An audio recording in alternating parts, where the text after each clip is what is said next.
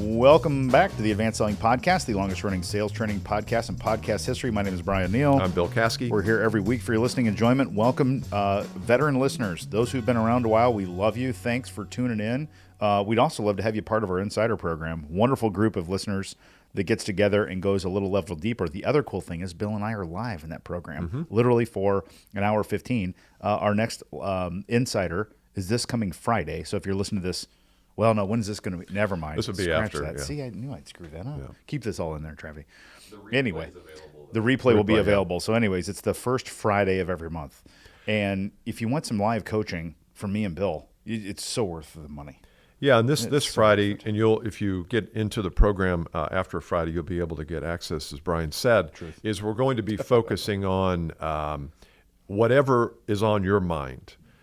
In the past few months, we've had topics. We've had specific topics like messaging and lead generation and business planning. And we wanted to do one every quarter where we just focused on what's in the room. Yes. So the people on this call will be bringing us their biggest issues, biggest opportunities, biggest problems. We'll get some other sets of eyes and ears on it. Yes. And so we're going to be doing that every quarter, and this happens to be one of the ones we're doing here in February. Faux show. So all of you listening need to really strongly consider being a part of that program. It's really cool. And the entry fee is minimal compared to the value. I'll just tell you that on purpose. Okay. So go to advancedsellingpodcast.com/insider if you want to get a little bit more information and see what's coming up in store for future trainings. Thanks for saving me on the CTA, Bill. It's all right, man. CTA. It's my middle name. CTA, I love it. So here's something that happened. So I'm a sports official. I'm a professional sports official. I've been refereeing for 33, almost 34 years. I've heard it all from the stands, from coaches, from everything. Here's my question to you. I went to my stepson's fourth grade basketball game yesterday. Fourth grade basketball game. He's my stepson, doesn't go to the same school my kids went to. The parent group, and there's a couple specific ones, were the most of our team, were the most obnoxious group of parents towards sports officials I've ever seen in fourth grade basketball. And I struggled to not say anything, and I didn't say anything, but I just do you remember how you were when your kids were that age? I don't know. Yeah. I'm a ref. I've got a little clout. You've got a different I want an objective opinion. Yeah. Fourth grade, right? High school, okay. It's a little more competitive. There's more at stake. We've lost our minds in kids' sports at these lower levels, I believe. And here's the sad part of it. Is two of the kids, including our stepson, who is not wired this way, the first thing he said to us was how bad the refs were.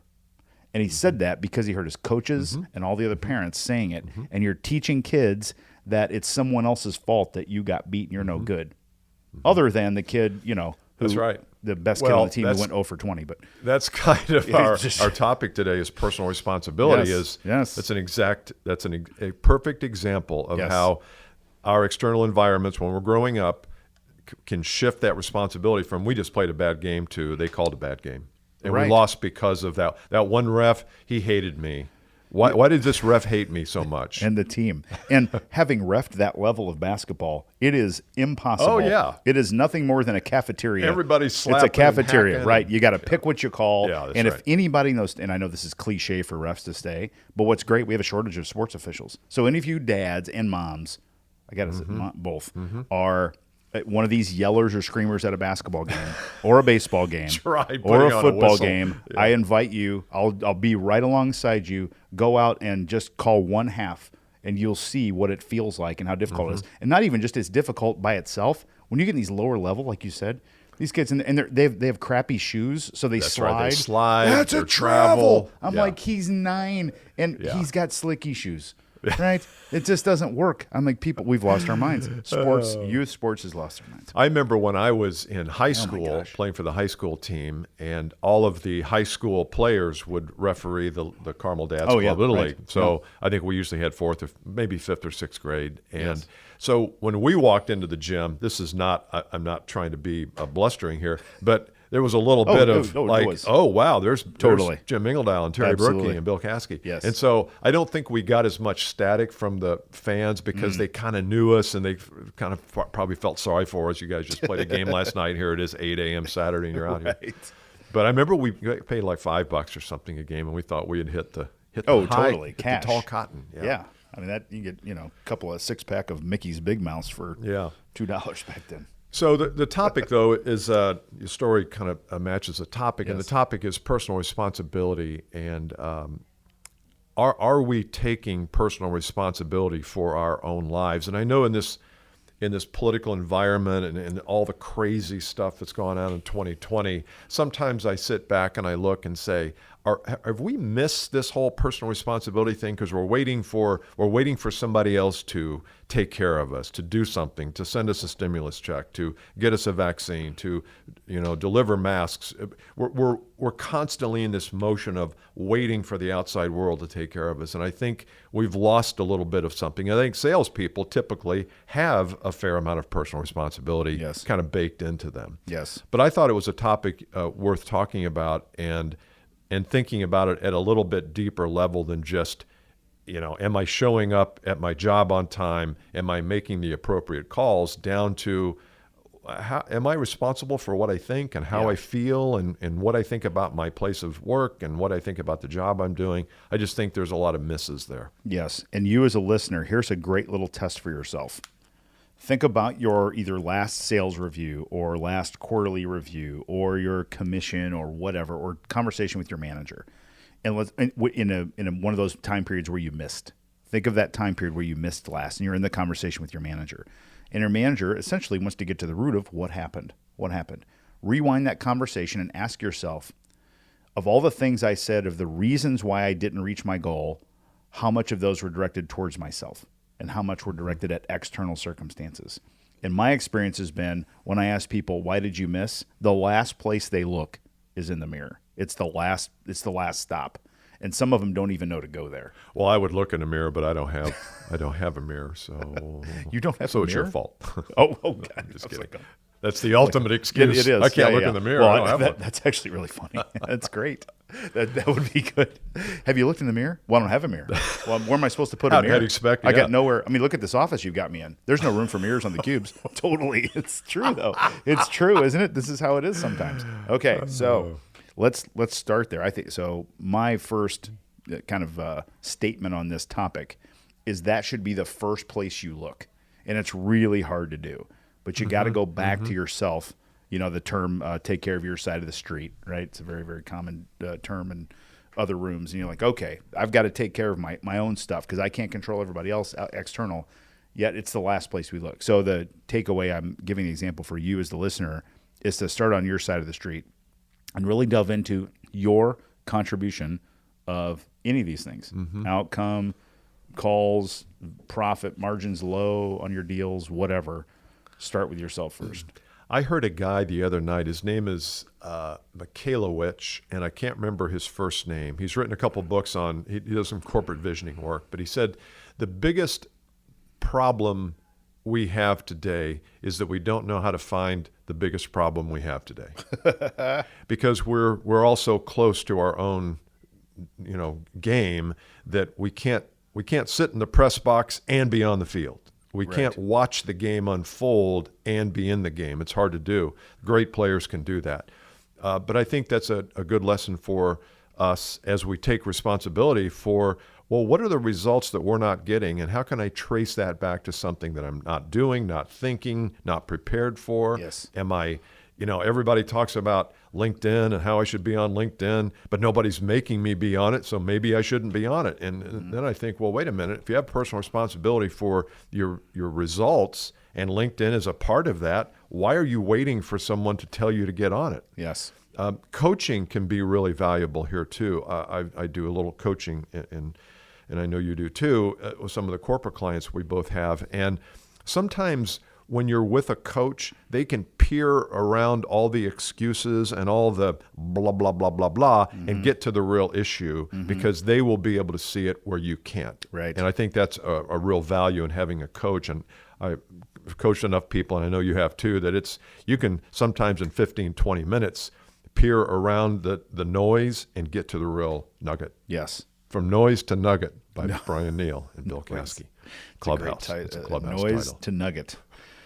I think everyone has I think we have a personal responsibility to to, well, I already said to start where you are first. But I also think we have a personal responsibility to question our own behaviors, because we don't do that very often. We don't look back and say, what did I do or not do? And we have clients all the time. And if you get coaching from Bill or me, you're almost always going to get a similar answer here. They're giving me pushback on price. They won't call me back. These are very tactical things. But where we will always start in our coaching practice is, well, what are you doing or saying that's causing them to push back on price, or not saying? What are you doing, saying, or not saying that's causing them to not call you back? That's where the whole game starts. It has to start there. We can't look external at those things. I think that's really, really important to do. Yeah, so you've just defined the very essence of personal responsibility by asking yourself the question, what role have I played in this outcome that I didn't want, Yes. That wasn't optimum? And I can't just always say, well, that's just them. They're just price buyers. Yes. And you have to say, well, what did I not show them? How did I not demonstrate things? Yes. Here's another thing that I think that we do is there's sort of a check the box mentality, I think, that sometimes we sales professionals have, where we've got to get a capabilities PowerPoint ready for the client meeting, virtual meeting next week. Yes. Okay. So we've got one that we did. Oh, we did this about 6 months ago. Let's look at this one. Can we just improve it a little bit? Yes. Instead of saying, oh, wait a minute now, this client is different. This potential client is different than that one. What do these people want? What story could we tell these people that really connected our value with their pains and problems? What are their color schemes in their company, and how can we, I'm not talking about putting their logo on our PowerPoints, but how can we shore up the look and the design of things so that it feels right to them? It feels, they recognize that it's not Arial font, but it's Avenir Next font. Because that's what they use. Seriously, I mean, if you want to make people feel comfortable, start using the same colors and copy and font and just the whole vibe, and people will say, well, geez, they get us, and they won't be able to tell you why. But I think a lot of times we just go for the checkbox. Well, you got the PowerPoint? Yeah. We didn't pay any attention to color schemes, to line items, to pictures, to visuals, and we just mail it in. And I don't think, especially in a virtual world, mailing it in, you maybe can mail it in if you have an effervescent personality and you show up in the office and you're good with people. Virtual, it's not the same. No. Your PowerPoint and your whatever the visual demonstration of your value is takes on a little bit more importance. Truth. We can't mail it in anymore anyways because no one uses mail. We got to text it in. We got to text it in. We got to email it in. Digital. What was that? Avenir what? Avenir Next. Avenir Next? Never heard that one There's before. two fonts. There's Avenir, which should come on With your a Mac. B? Like Bravo? Avenir? Avenir. Avenir. Avenir. And you'll see it everywhere. Avenir Once you Next. see I it, will. you see Avenir everywhere. That's great. I love learning things. I didn't know Avenir text was a thing. Okay, here's my last one. This is a little deep. Maybe. I don't know. Let's see. I think you have a responsibility to surrender that it's not you. What I mean by that is we tend to have a good month and we think it's us, right? And our bosses think it's us. High five. Bill had a great month. Bill did 7 figures this month. Go, Bill. He was at 180% to quota. And I have a crappy month. And it's like, Brian had a crappy month. Okay? He was 20% to quota, blah, blah, Yeah. The guy sucks. Whatever. None of those things are related. You got to give power to something bigger than yourself and all this stuff. Because otherwise, you'll take credit for things you shouldn't take credit for, and you'll give yourself blame that you shouldn't give yourself blame for. So I think you've got to surrender this and say, I have a role in this, but in the end, it's not all just me on either side of the fence. Does that make sense? Because I think I've seen a lot of people have, they get deflated with bad sales numbers, and they internalize that and think they're a bad person or a bad business person, and they're not at all. They just had a couple of bad months, like who cares? So what you're saying there is accept the responsibility to the extent you actually have it when things are going poorly, but don't overly exaggerate your role when things are going great. That's the danger. And when we say look in the mirror, yes, it's very healthy, balance. but you still have to separate you as the human and the soul from those things along the way too. Because some people take too much responsibility for that, right? When things go I well. suck, or it's all me, or I didn't do this, I didn't do that. Like, okay, those are mechanical things. Yeah. You're still a great human on the inside. I was listening to a podcast the other day. They interviewed the executive producer of The Queen's Gambit Have you ever heard of The Queen's Gambit? I have heard of The Queen's Gambit, and I know it's about a woman who plays chess. That's all I It's know. a Netflix hit. Yes. It was Yeah. number one all 2020. Yes. Although he did say that the announcer said, "Do you think that the fact that we were all quarantined had something to do with the popularity?" He goes, "No, not really." I'm like, course what are not. you talking about? That's the only reason. No, it was a really That's good really movie. funny. But he sat on it reason. for 35 years. He had rights to you the movie serious? for 35 years since 1985. I didn't know that. 86. Yep. And he said he was always trying to find a house studio to do it, and a director, and he know couldn't that. find it. But the point of the story is that what is the fucking point? What were we talking That's about? funny. We were talking about You were hearing the producer. hearing the producer. Yeah. Yeah, but before that, I was talking about responsibility to surrender. It's not you to not internalize things. Doesn't make you bad. Yeah. Thank trigger. you. Thank Boom. you. Sure. And when this when this host would ask this producer about how great he was always really clear in deflecting all of that praise. He said, "Look, I appreciate these words, but Scott Blank was the director. We don't have him. We don't have a hit. Yes. What's her name was the actress. We don't have her. We don't have a hit." So this Interesting. idea that I'm the one that brought it to life, Yeah. I mean, I had a hand Sort in of. it, but without these people, this is a nothing burger. See, there you go. And I think, high integrity people always are deflecting the praise and saying, "Look, this Yes. was a team effort." If it was a team, if it wasn't, And obviously, it but is. almost It always is. always is. It always Even is. the golfer, professional golfer, he or she's got coaches, got mentors, got people who help them through slumps and technique Yes, and all that. everybody. And I will go on record in saying that a Whataburger is way better than a nothing burger. Oh, Without Whataburger, question. yeah. We will have Yeah, that. nothing burgers. We'll have the Whataburger In-N-Out debate on a later On a episode. different- That's a very loaded do a topic. Clubhouse on And I that. am very strong in my beliefs about In-N-Out versus Whataburger. Okay, that's it. We'd love to have you as part of the Insider program. Go to advancedsellingpodcast.com. Click on the little button that says how to become an insider, and we'd love to see you there. We're there every Friday, the first Friday of every month, doing live coaching, people. You have to be part of that. Please join us there and join our LinkedIn group. We're up to about 12,000 people, and we're going to plop some things in there along with this little Clubhouse deal. We're going to get that rolling too. Yep. So you can hear us record live. All right, that's it. See you next time. See you next time. Bye.